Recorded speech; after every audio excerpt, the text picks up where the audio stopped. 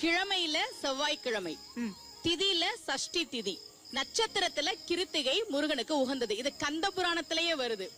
சிவபெருமான் வாக்காவே இருக்கு. சிவபெருமான் சொல்றார், யாரெல்லாம் வந்து இந்த கிருத்திகைக்கு விரதம் இருக்கிறாங்களோ, எவரேனும் நுந்தம் பகல் இடை இன்னவன் நோன்தாள் இந்த விரதம் இருந்தாங்க அப்படின்னா தம் தம் குறை முடித்து பரம் தனை நல்குவோம். அவங்களுடைய குறையெல்லாம் தீர்ந்து நல்லா இருப்பாங்க, நான் வரம் தருகிறேன் என்று சிவபெருமான் வரம் கொடுத்த காரணத்தால் கிருத்திகை விரதம் என்பது முருகனுக்கு சிறப்புக்குரிய விரதமா இருக்கு.